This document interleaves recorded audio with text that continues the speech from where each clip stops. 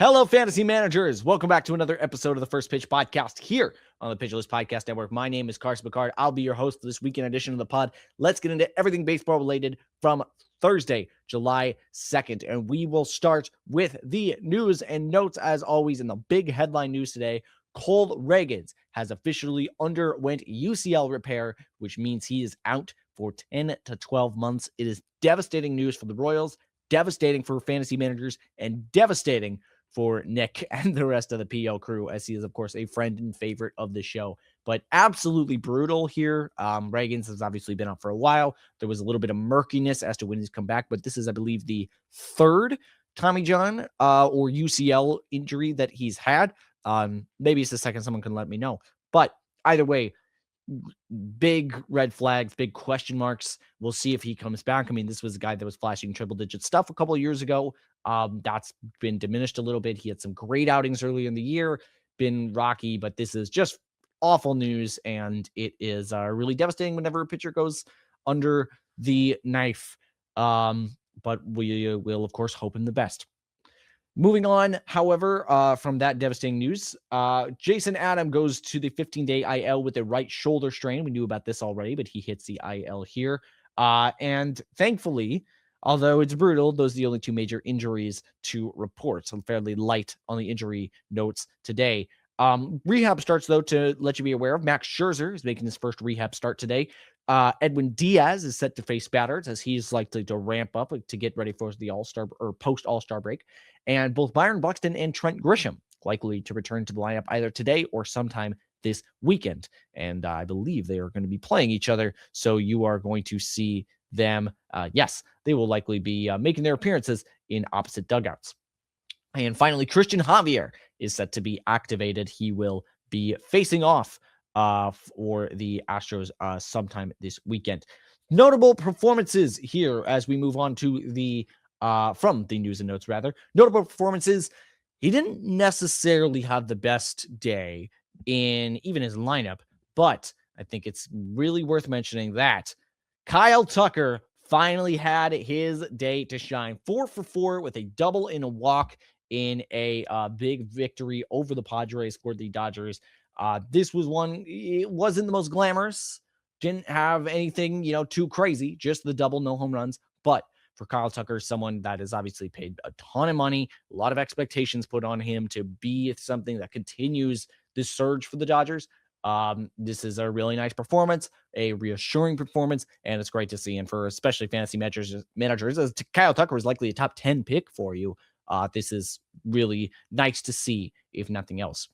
Probably outperforming him, and honestly should probably be the hitter of the day, but I wanted to highlight Tucker. Dalton Rushing went 4 for 4 with a home run and a double, despite the fact that he's drawing the ire of probably every single person in the Dodgers dugout. He is drawing the ire of opposing pitchers more as he's continuing to have a really nice year.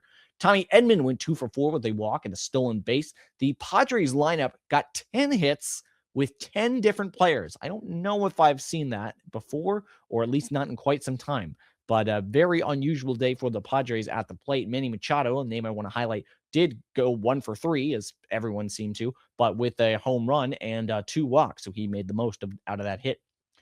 Moving on, Jake Mangum went 3 for 5. Esmeralyn Valdez went 2 for 4 with a triple.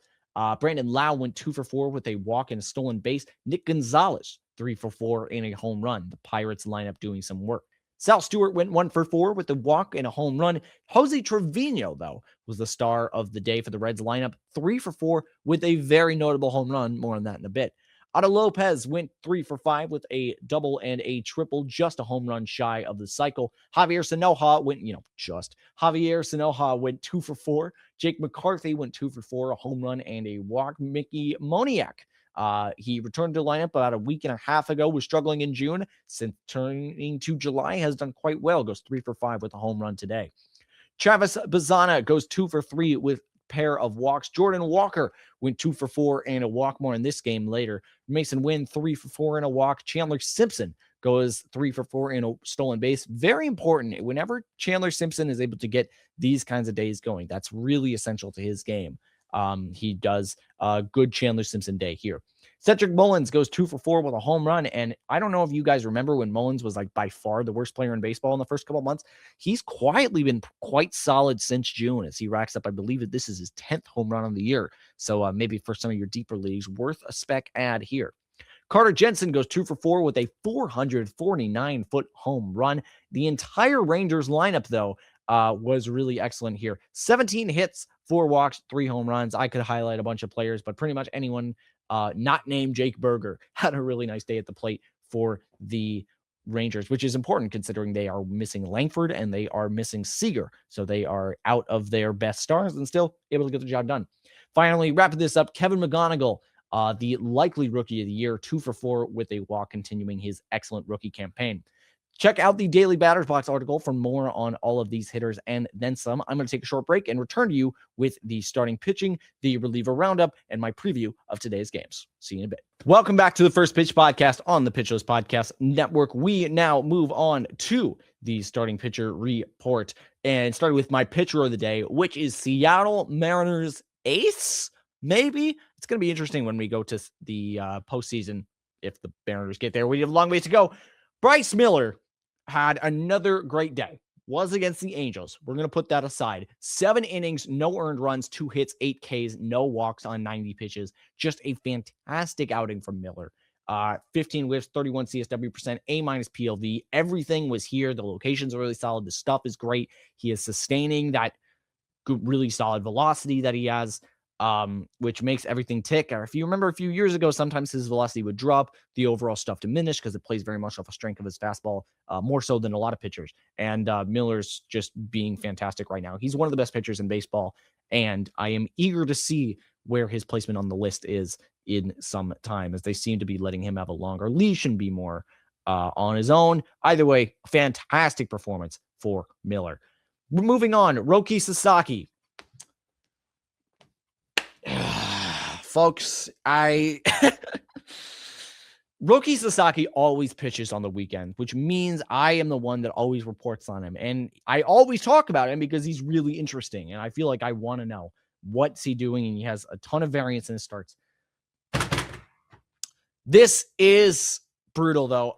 3 innings, 6 earned runs, 7 hits, 3 Ks, 2 walks on 88 pitches. It's been a bad month for Roki after a great May. 7 whiffs, 17 CSW percent. The PLV grade is good. But this is just like the ERA is now, I think, at or close to 5. And after looking like Roki turned a corner by increasing the velocity on his split, the fastball was sitting around 98 for a while here. It looks like it's come crumbling down. The whiffs are not back. And I don't know if they're necessarily just not biting on the splitter as much as they were, sitting back for the fastball more. If the slider isn't getting what slider kind of seemed to be the pitch that was pushing him over the edge doesn't seem to get there. Whatever the case may be, bad start for Roki, bad month for Roki, and woof. Really looked for a second there like he was coming into gear. Does not seem to be the case. Framber Valdez goes 5 innings, 5 earned runs, 9 hits, 1 K, 2 walks on 87 pitches. Framber Valdez, 3 whiffs and 17 CSW percent. Is he droppable, guys? Like, this is a rough start. D+ PLV grade. You know, I mentioned earlier that the Rangers had a great day. Well, here's why. I mean, they just were able to go yard on, or just not even go yard, but just knock around Framber. Really rough outing here. Nathan Eovaldi goes 5 innings, 3 earned runs, 6 hits, 9 Ks, 1 walk on 85 pitches, 18 whiffs, 38 CSW percent. He was really good. Really, really good. Although very interestingly, only threw 29 fastballs. I find Eovaldi's career fascinating. He used to be a top end starter velocity guy and has kind of over time morphed into this command off-speed pitcher. Very interesting. And maybe even a blueprint for guys that have lost their velocity. Still, Eovaldi, it's a reassuring-ish start, I think. The whiffs are lovely, but, given the fact that he's throwing so many off-speed pitches can be a bit of a mirage, I think. It's pitches that when they do get hit, tend to get hit hard. Anyway, cool start. Interesting start. nice to see the whiffs still around. Anyway, Dustin May. Dustin May, I've never quite seen a pitcher get bailed out by a line drive like Dustin May did here. Got 2 outs. Count them. 2. 5 earned runs, 5 hits, 1 K, 2 walks on 34 pitches. Left the game after a line drive off the ankle. The pitch modeling didn't hate him, but woof. This is an awful start for May, although was saved for the worst of it. More on this in a bit. Hurston Waldrep went 5 1/3, 3 earned runs, 5 hits, 4 Ks, 1 walk on 76 pitches. Not the savior to the Braves rotation I think they were hoping for. 9 whiffs, 32 CSW percent.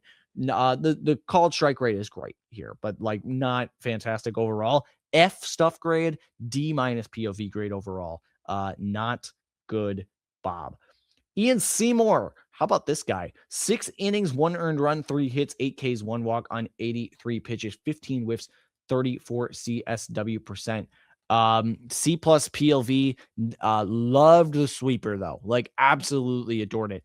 Ian Seymour is a guy that, he's been outstanding, really. And I was talking about this with some other pitchers people earlier in the year about like pitching development. And I made a ranking and kind of just off the hip, and I had the Rays at the top, and I got questioned about it a little bit. And maybe they don't deserve to be at the very top, but it seems like Ian Seymour is an example of how, dang it, the Rays still got it. Just being able to make goals out of nothing. And Seymour's doing it here. Fantastic start for him. Davis Martin, 3 1/3 innings, 2 earned runs, 6 hits, no Ks, 5 walks. Yeah, you heard that right. I didn't mistype this.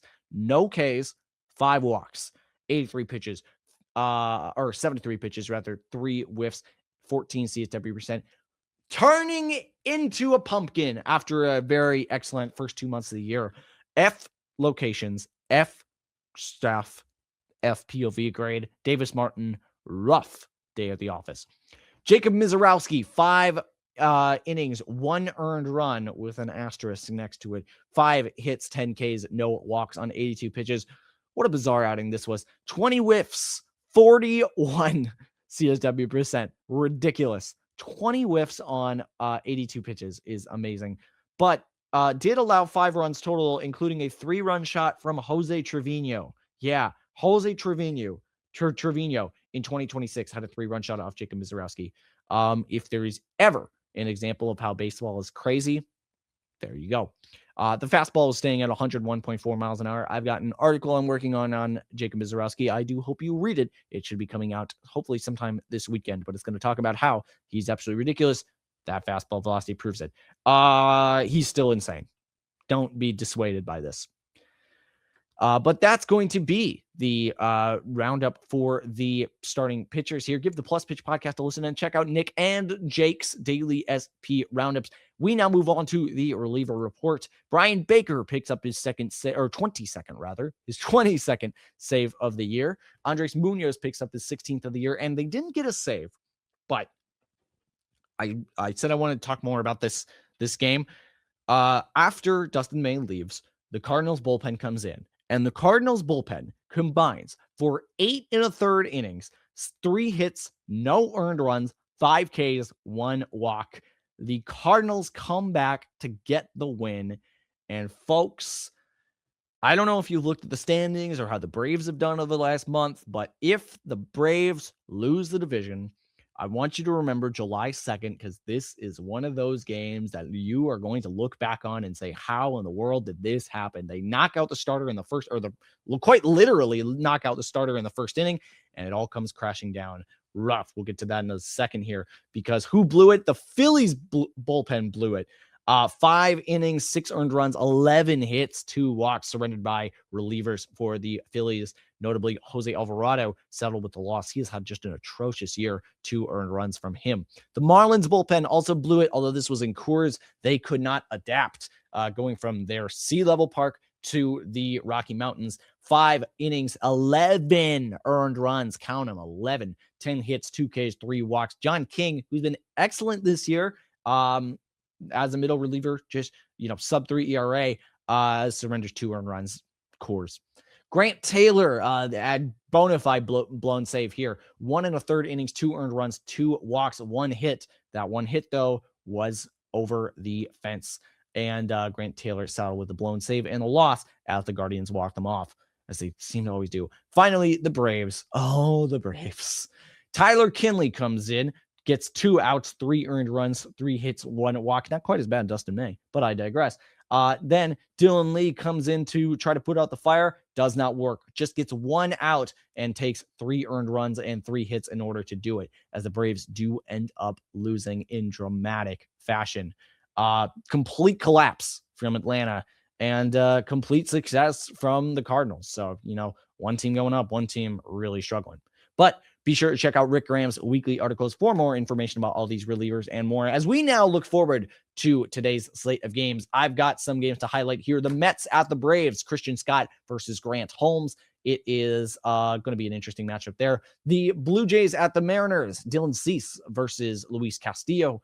And the Pirates at the Nationals is Mitch Keller versus Foster Griffin, who has been really interesting lately. But my game of the day is going to be a battle of kings, because it is the Padres versus the Dodgers. It is Michael King versus the king of baseball, Shohei Ohtani. Should be a fun one in Los Angeles. That's going to be my game of the day, and that's going to be the First Pitch podcast today. Thank you for listening. For a deeper dive on everything baseball, hop on to pitcherlist.com for daily articles and more. For further access, sign up for PL Plus or PL Pro to gain access to the Pitcher List Discord, PLV apps, and to support the Pitcher List staff. Finally, my name is Carson Picard. You can support me on the you can find me on the Shallows podcast with my great co-host Eric Henriksen, as well as on the website formerly known as Twitter at Carson Picard PL. You'd think I'd learn by now to read the dang script. But alas, thank you very much for listening. Good luck with the rest of your weeks. Bless the knees, bless the elbows, and take care, you guys.